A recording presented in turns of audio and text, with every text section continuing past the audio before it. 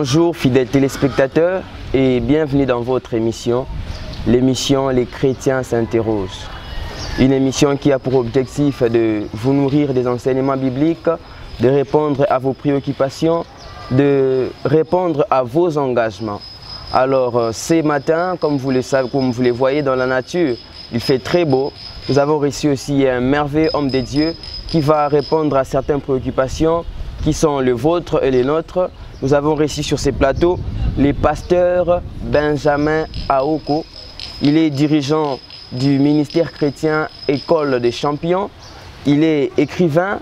Il est marié à Madame Sarah Aoko.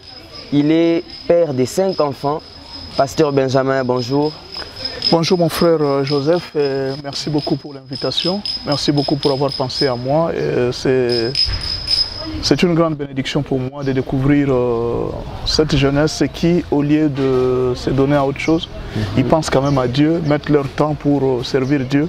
C'est quand même une très bonne chose et très encourageant. Et je suis votre première personne à vous encourager et surtout à dire que vous puissiez aller très loin. Merci, par rapport à ce que vous faites. Parce que nous sommes dans une génération où les jeunes, ils se posent des questions. Ils ont des mauvaises personnes qui leur donnent des réponses. Et si vous dites que non, nous allons trouver certaines personnes peut-être qui peuvent donner des réponses à la jeunesse chrétienne, ça sera une bonne chose. Mais je ne veux pas seulement que vous puissiez vous limiter à la jeunesse chrétienne, mais aussi que vous puissiez intéresser toute la jeunesse. Merci beaucoup, pasteur, pour ces encouragements. Merci. Alors, comme nous avons reçu aujourd'hui, nous avons une préoccupation qui est vraiment notre thème de ce jour. C'est que pourquoi ma relation avec le Saint-Esprit n'évolue pas? Pourquoi ma communion avec le Saint-Esprit n'évolue pas? Alors, nous avons besoin de lumière, nous avons besoin de plus de lumière sur cette affaire. Nous voulons connaître vraiment qui est le Saint-Esprit, quel est son rôle dans nos vies. Nous voulons apprendre un peu plus sur ça. Alors, avant de commencer vraiment notre intervention, j'aimerais que vous vous sentiez très à l'aise. Faites vraiment comme chez vous, sentez-vous libre de parler parce que cette émission a pour but vraiment d'éclairer des vies. Alors pasteur, est-ce que vous pouvez nous dire qui est vraiment le Saint-Esprit? Merci beaucoup pour votre question. C'est mieux d'ailleurs de commencer par là. Qui est le Saint-Esprit? Parce qu'au lieu de savoir directement pourquoi ma relation ne marche pas, il faut d'abord connaître la personne. C'est comme si on vous disait aujourd'hui, moi et cet homme, nous sommes aimés, mais depuis un certain moment, ça ne marche pas. Mais la question qu'on va vous poser, c'est que vous connaissez réellement cet homme. Voilà. Et quand vous vivez avec une personne et que vous ne connaissez pas ses caprices, vous ne connaissez pas ce que la personne veut, tout ça, tôt ou tard, vous n'aurez que des chocs, vous n'aurez que des problèmes. C'est la même chose avec le Saint-Esprit. Il y a une relation entre l'homme et l'esprit. Alors il faut connaître les principes de l'esprit. Mais avant de connaître ces principes de l'esprit, il faut connaître c'est quoi, c'est qui le Saint-Esprit. Je n'ai pas posé ce quoi. Parce qu'il y a déjà un problème dans les doctrines que nous évitons toujours. Il y a des doctrines qui pensent que le Saint-Esprit c'est une puissance. Mais il y a aussi des doctrines qui pensent que le Saint-Esprit c'est une personne. Alors, moi je suis de ceux-là qui pensent que le Saint-Esprit c'est une personne. Une personne a des sentiments. Une personne peut s'attrister. Une personne peut parler. Une personne peut agir. Une personne peut penser. Vous voyez un peu? Mais la puissance ne réfléchit pas. La puissance n'a pas de sentiments. La puissance n'a pas d'émotion. Mais le Saint-Esprit peut être attristé, mais une puissance ne peut pas s'attrister. Mais pasteur, il y a de ceux-là qui disent que le Saint-Esprit c'est une puissance, mais qui peut agir comme une personne. Alors, par là, est-ce que vous pouvez éclairer cette confusion? C'est impossible, à moins que ce soit un robot. Un robot peut être une puissance, mais qui peut agir comme une personne. Vous voyez un peu, le Saint-Esprit n'est pas un robot. C'est-à-dire quelque chose qu'on a créé pour que ça interprète une personne. Non, c'est le Saint-Esprit qui a créé la personne. Le Saint-Esprit est une personne. Alors nous allons découvrir, c'est mieux qu'on découvre ensemble, c'est qui le Saint-Esprit. Exactement. Nous commençons à découvrir le Saint-Esprit dans les livres de Genèse. C'est dans les livres de Genèse qu'on nous donne la première apparition du Saint-Esprit. Alors nous allons lire ensemble, nous sommes dans le livre de Genèse 1, verset 26. Puis Dieu dit, faisons l'homme à notre image, selon notre ressemblance, et qu'il domine tous les poissons, la mer, les oiseaux du ciel, sur les bétails, sur toute la terre et sur tous les reptiles qui rampent sur la terre. Vous allez comprendre une chose. L'objectif de créer l'homme a été donné depuis le départ. Vous pouvez découvrir avec moi que Dieu a créé l'homme pour dominer. créons l'homme pour qu'il domine.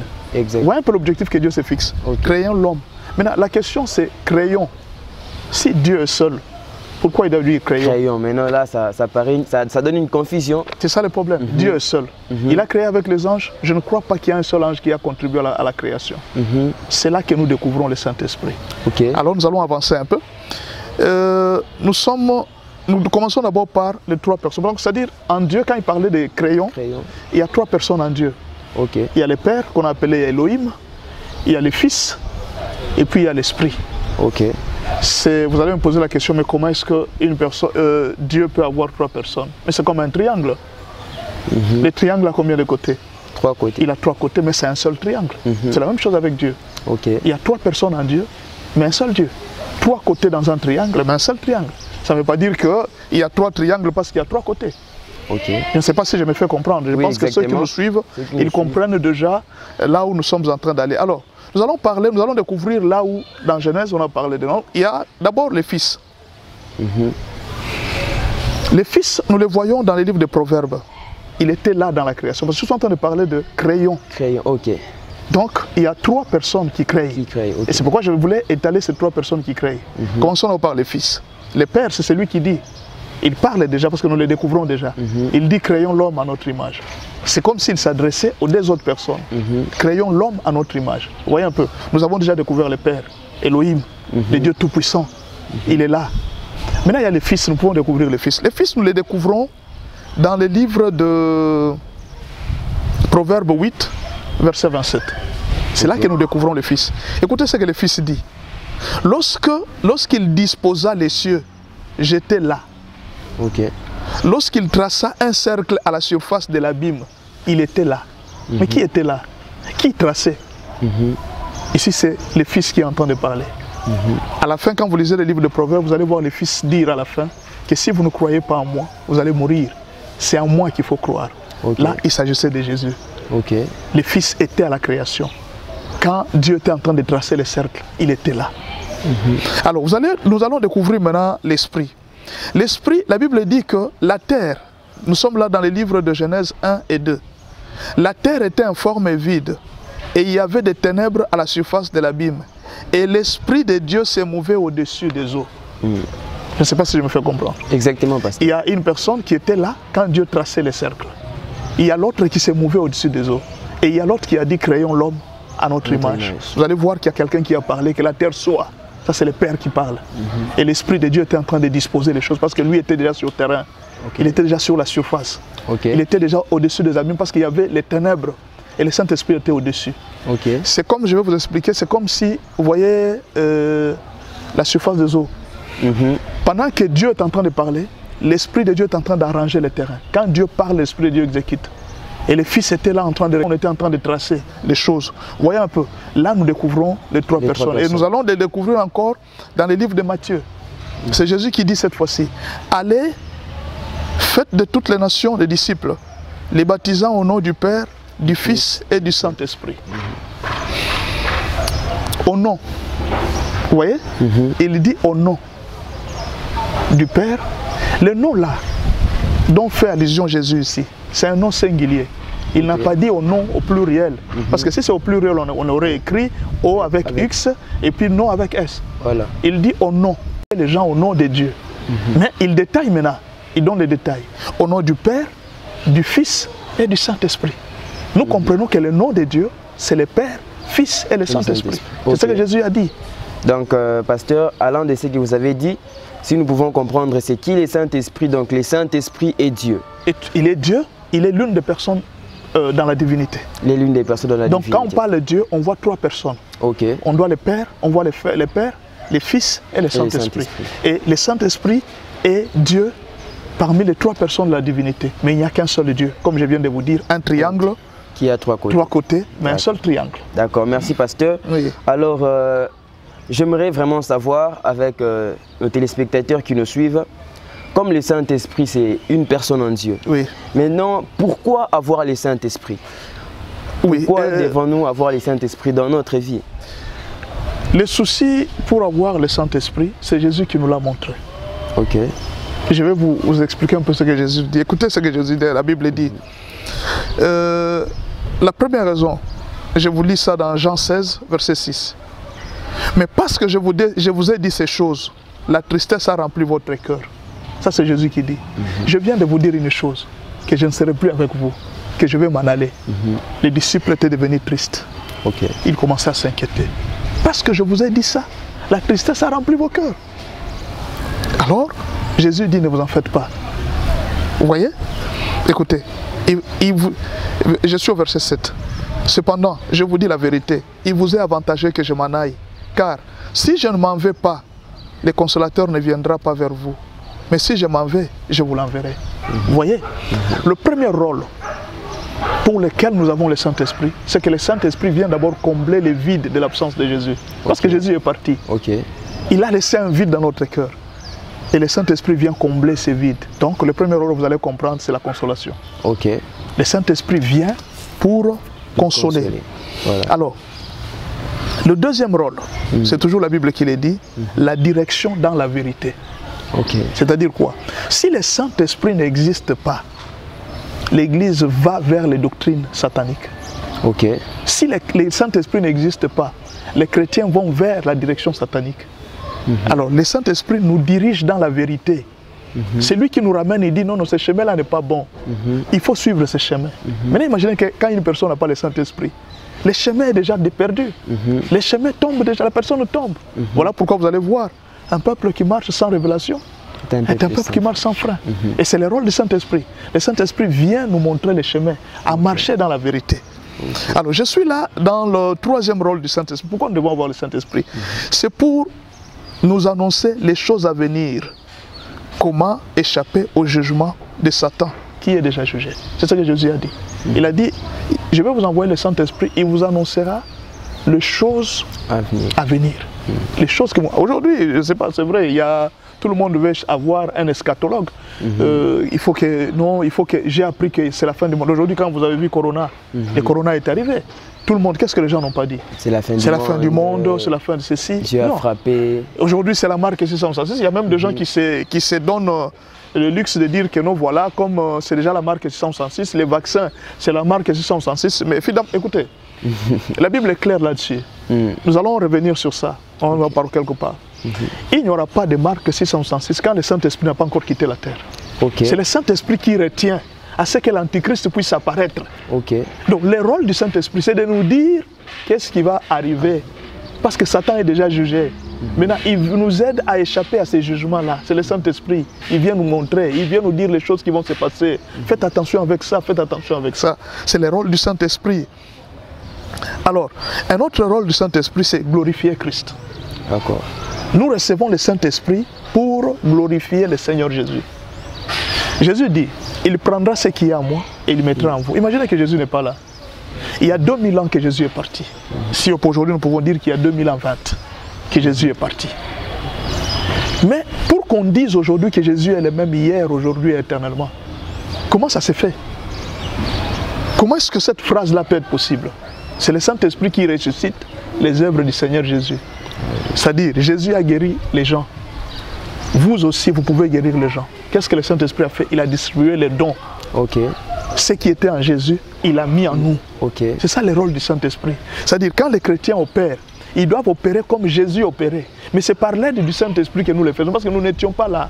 Vous n'étiez pas là quand Jésus opérait. Vous n'avez jamais vécu des miracles. Mais il y a quelqu'un qui était là. Il prendra ce qui est au Père, à Dieu, à Jésus, et il mettra ça en nous. Et c'est ça ce que le Saint-Esprit fait. C'est pourquoi nous devons avoir le Saint-Esprit. Je vais vous lire ces derniers mots pour terminer cette partie. Encore un peu de temps, et vous ne me verrez plus. Et puis encore un peu de temps, et vous me verrez parce que je vais au Père. Est-ce que vous avez entendu ce que Jésus dit? Dans peu de temps, vous ne me verrez plus. Et après de temps, après quelques temps, vous me verrez encore. Mais nous le verrons où? Est-ce que Jésus est déjà revenu? Non. Il n'est jamais revenu. Mais il leur a dit dans peu de temps, je vais encore revenir. Et c'est pourquoi le Saint-Esprit est arrivé. Il doit prendre tout ce qui est à Christ et le révéler à nous qui n'étions pas là. Donc le Saint-Esprit, c'est le témoin de Jésus dans notre vie. C'est lui qui nous témoigne que Jésus est vivant. C'est lui qui nous dit que le Seigneur Jésus était mort réellement. C'est lui qui nous parle, qui nous montre toutes les réalités. C'est ça le rôle du Saint-Esprit. Et nous devons l'avoir. Et maintenant, imaginez aujourd'hui, si l'Église néglige le Saint-Esprit, qu'est-ce qui va se passer? Voilà le problème. Merci pasteur pour votre réponse. Le Saint-Esprit est notre guide. Oui. Le Saint-Esprit témoigne Christ en nous. Oui. Alors, allons de ça. Le Saint-Esprit est notre guide. Oui. Maintenant, qui peut avoir le Saint-Esprit? Est-ce que le Saint-Esprit est réservé pour les riches? Est-ce que le Saint-Esprit est réservé pour les pauvres? Est-ce que le Saint-Esprit est réservé pour des personnes qui fument ou des personnes qui vont à l'église? Alors, nous voulons vraiment comprendre cela. Qui peut avoir le Saint-Esprit? La réponse encore, c'est Jésus qui nous l'a donné. Au fait, nous ne pouvons pas répondre selon nous. C'est Jésus qui nous l'a donné. Jésus dit ceci, dans Jean 7, verset 38. Celui qui croit en moi, de fleuves d'eau vive couleront de son sein, comme dit l'Écriture. Jean 7, verset 39. Il dit cela de l'Esprit qui devrait recevoir ceux qui croiraient en lui, car l'Esprit n'était pas encore, parce que Jésus n'avait pas encore été glorifié. Pendant qu'il parlait, l'Esprit n'était pas encore là, parce qu'il n'était pas encore glorifié. Maintenant, qu'est-ce qui s'est passé? Ce qui s'est passé, c'est que Jésus a dit ceci. Après sa glorification, il va envoyer l'Esprit. L'Esprit ne va descendre que dans la vie de ceux-là qui croiraient en son nom. C'est-à-dire, si tu crois aujourd'hui au Seigneur Jésus-Christ, tu reçois le Saint-Esprit. Alors, quelqu'un peut poser la question, mais pasteur, pourquoi moi je n'ai pas le Saint-Esprit? Il faut savoir si, est-ce que tu as cru au Seigneur Jésus? Il y a même des gens aujourd'hui, ils rêvent, ils disent que non, le Saint-Esprit m'a parlé. Mais est-ce que tu es chrétien? Pour que le Saint-Esprit te parle, tu dois être d'abord chrétien. Quand une personne n'est pas encore convertie, le Saint-Esprit ne peut pas lui parler. Mais pasteur, on voit ça, une personne qui ne prie pas, mais il dit, moi le Saint-Esprit me parle. Non, le Saint-Esprit va parler. Quand je fais des rêves, ça s'accomplit. Alors comment on peut expliquer ça? Même les magiciens voient des rêves. Même des sorciers voient des rêves. Vous voyez un peu, le Saint-Esprit ne peut pas entrer dans le corps de quelqu'un qui n'a pas Christ. Il ne vient que là où Christ est. Rappelez-vous de ce qu'une parole dit. Là où il y a la viande, là on verra les vautours. C'est-à-dire, le Saint-Esprit ne vient que là où il y a Christ. Là où on voit le sang, là où il y a la viande. Là où le corps de Christ est célébré, c'est alors que l'Esprit, vous voyez l'Esprit c'est comme un oiseau, il vient là où il y a la viande, il vient là où il y a le corps de Christ, là où il y a la chair. Jésus a dit, si vous ne mangez pas de ma chair, vous ne buvez pas de mon sang, vous n'êtes pas avec moi. Et le Saint-Esprit vient là où il y a la chair, là où il y a l'Esprit, là où il y a le sang, c'est là qu'il vient. Alors, le Saint-Esprit ne veut pas entrer dans le corps de quelqu'un qui n'a pas Christ. Voilà un peu ce que nous pouvons dire par rapport à cette question. Je ne sais pas si j'ai bien répondu ou bien. Oui, merci pasteur. Nous comprenons qu'avant d'avoir le Saint-Esprit, il y a une condition, c'est de donner sa vie à Jésus. Vous avez donné votre vie à Jésus. Alors, vous qui nous suivez, si tu n'as pas encore Jésus dans ta vie et que tu désires avoir le Saint-Esprit, c'est le temps de donner ta vie à Jésus. Il est temps de donner ta vie à Jésus. Je crois que nous allons évoluer. Nous allons évoluer avec des questions. Alors, pasteur, comme vous avez parlé vraiment du Saint-Esprit, vous nous avez dit qui il est, vous nous avez dit où est-ce qu'il peut habiter. Maintenant, qu'est-ce que le Saint-Esprit peut maintenant faire dans la vie d'une personne? Voilà, une très bonne question. Le Saint-Esprit peut faire beaucoup de choses. Et je ne crois pas qu'ici, on peut les détailler. Si on commence à les détailler, on peut commencer de Genèse jusqu'à Apocalypse. Vous allez voir l'œuvre du Saint-Esprit. Parce que la Bible elle-même, commençons seulement par les Écritures saintes. C'est le Saint-Esprit qui l'a inspiré. Et c'est que si vous aujourd'hui, vous voyez, nous lisons les Écritures, nous faisons ceci, c'est le Saint-Esprit. La résurrection du Seigneur Jésus, c'est le Saint-Esprit. Les enseignements qu'on est en train de donner, qui ont fait qu'aujourd'hui les gens soient convertis, c'est le Saint-Esprit. Le Saint-Esprit, les miracles, les boiteux qui marchent, c'est le Saint-Esprit. Mais nous allons donner quelques éléments qui peuvent aider quelqu'un à comprendre. La première œuvre du Saint-Esprit, nous le voyons dans la vie de Jésus-Christ. Ici, je voudrais que vous me puissiez suivre très, très bien. Parce que nous commençons à entrer de plus en plus dans le vif du sujet. Suivez-moi très bien. La première œuvre du Saint-Esprit, nous la découvrons dans la vie de Jésus-Christ. Retenez ça, c'est un détail très important. Jésus, rempli du Saint-Esprit, revint du Jourdain où il fut conduit par l'Esprit dans le désert. Il était rempli du Saint-Esprit et il fut conduit par l'Esprit où? Dans le désert. La suite du verset dit ceci. Il a été conduit dans le désert pour qu'il soit tenté par Satan. Je vais vous dire une chose. Avant d'être tenté, Jésus était comment? Il était rempli du Saint-Esprit. Vous allez comprendre que les jeûnes que Jésus est parti faire au désert, ce n'était pas pour chercher la puissance. Il l'avait. Il était déjà rempli. Il est parti pour qu'il soit tenté par Satan. C'est pas ce que je viens de lire. Nous pouvons lire la suite. Oui, vous êtes libre. Sentez-vous libre. Voyez un peu. La suite dit que Jésus a été envoyé dans le désert pour être tenté par Satan. Le premier rôle de l'esprit dans la vie de quelqu'un, c'est de t'envoyer dans un test, de te mettre face à l'ennemi Satan. Donc le Saint-Esprit, son premier rôle, c'est pour nous éprouver. Nous éprouver et nous rendre brillants plus que de l'or qui passe par le feu. Et Jésus a été éprouvé par Satan dans le désert. Vous voyez, qui envoie Satan? Qui attire Satan? C'est le Saint-Esprit. Viens me tenter ces gens. Vous voyez dans la vie de Job, qui a appelé Satan? C'est Dieu lui-même. Tu n'as pas vu Satan? Dieu cherche à éprouver ses enfants. Le Saint-Esprit veut t'éprouver. Mon frère, il ne faut pas avoir peur quand une femme vient dans le bureau. Oh, elle est venue me tenter. Justement, Dieu aussi veut te voir, veut voir ta force devant la tentation. Il ne faut pas être étonné que les gens viennent vous proposer la magie. Non, nous voulons que tu entres aussi dans la magie. C'est une bonne chose. Dieu veut vous éprouver si vous êtes fort. Dieu, les soucis du Saint-Esprit, chaque jour c'est de nous éprouver. Et je vais vous dire la vérité, plusieurs personnes ont connu une chute terrible, un échec. Ça s'est fait aussi dans la vie. Ça peut arriver que dans la vie, vous pouvez être là, vous faites un examen, un test de travail, vous échouez. Et plusieurs serviteurs de Dieu ont échoué. Plusieurs personnes ont échoué. Moi aussi je peux échouer. Peut-être aussi j'ai déjà échoué à plusieurs tests. Je vous donne un exemple. Quelqu'un vient avec la dîme dans une église. Il vient, il dépose. Et l'église se disloque. Le Saint-Esprit a compris que ces gens, on ne peut pas les utiliser pour de grandes choses. Parce que celui qui est fidèle en de petites choses, il sera fidèle dans de grandes choses. Le Saint-Esprit, la première œuvre du Saint-Esprit dans la vie de quelqu'un, c'est t'envoyer vers Satan pour que tu sois éprouvé. Nous allons avec le deuxième rôle du Saint-Esprit. Avant d'aller voir le deuxième rôle du Saint-Esprit, je voulais d'abord parler de la tentation de Satan. Il y a 3 tentations que Satan utilise. 3 que Satan utilise pour tous les serviteurs de Dieu. Je pense que comme vous êtes en train de parler aux chrétiens, aux jeunes, je suis en train de parler aux jeunes serviteurs de Dieu.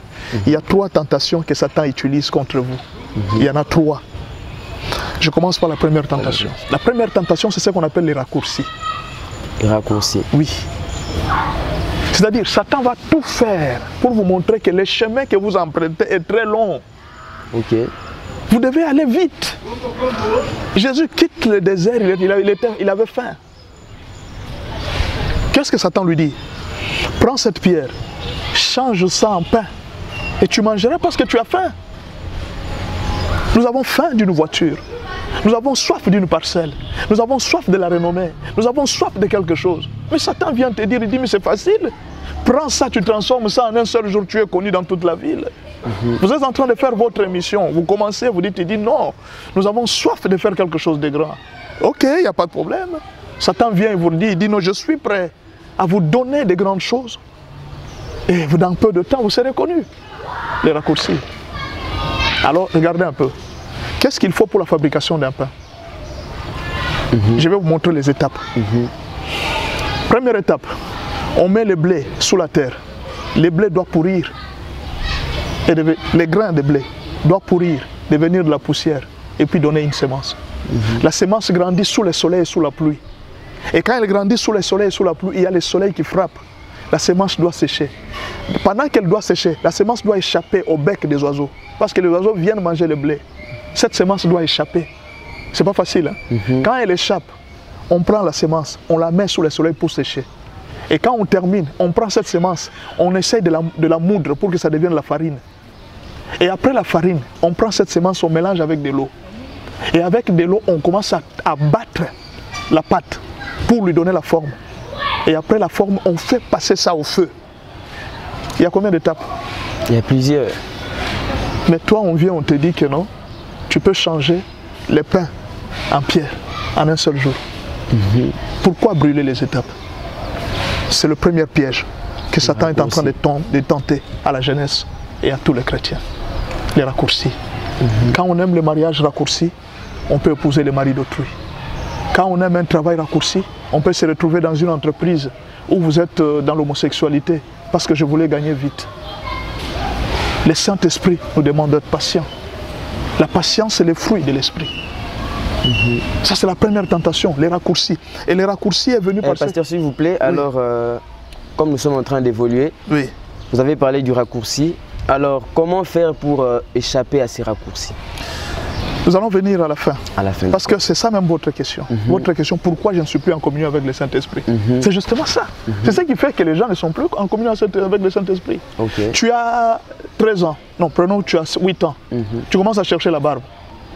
Est-ce que le Saint-Esprit, est-ce que ton corps ne sait pas que tu auras la barbe un jour? Un jour, tu auras la barbe. Exact. Tu vois un peu. Mais toi, tu cherches la barbe maintenant. L'âge de mariage n'est pas arrivé. Tu veux te marier maintenant. Les raccourcis. Les raccourcis. Et c'est la tentation du diable. Satan vient nous... Il y a plusieurs raccourcis que le diable nous propose. Tu te trouves, tu es trop jeune, trop beau, tu te dis, ah finalement, tout le monde se marie, mais moi je n'ai pas l'argent pour me marier. Je vais engrosser une fille. Tu l'engrosses comme ça, on vient te la donner gratuitement, sans faire beaucoup. Donc tu es à la maison, on t'amène la fille. Et tu commences à mettre au monde sans dot. Mais pendant ce temps, vous êtes en train de vivre dans l'adultère. La communion avec Dieu est partie. Pourquoi? Parce que vous avez aimé les raccourcis. Pourquoi ne pas attendre? Encore comme nous sommes à la télé, on le dit toujours que la télé n'est pas la radio. Donc j'aimerais que vous parliez rapidement de ces trois choses. Comme vous avez parlé du raccourci, alors rapidement... Je parle en dehors de raccourci, il y a ce qu'on appelle la puissance, la gloire et la richesse de ce monde. Si tu adores Satan, si tu m'adores, je te donne la richesse, je te donne la gloire et je te donne la puissance. Ça c'est la deuxième tentation. Et ça fait tomber plusieurs personnes. Et la troisième tentation, nous pousser à faire la volonté, notre volonté, en utilisant la parole de Dieu. Dieu peut te dire aujourd'hui, reste au Congo. Toi tu dis non, la parole de Dieu dit, allez partout dans le monde et faites les nations les disciples. Tu veux aller à Paris. Tu as utilisé la parole de Dieu pour prier, mais ce n'est pas ça la volonté de Dieu. Il y a plusieurs personnes qui utilisent la parole de Dieu pour leur propre volonté, pour leur finalité. Mais c'est la même parole qu'ils sont en train d'utiliser. Mais en fait, ce n'est pas la volonté de Dieu. Ils utilisent ça pour la volonté de Dieu. Imaginez quelqu'un qui doit payer une dette à la banque. Il veut payer une dette à la banque, mais il s'est dit, mais à l'église, là, les gens doivent me donner l'argent.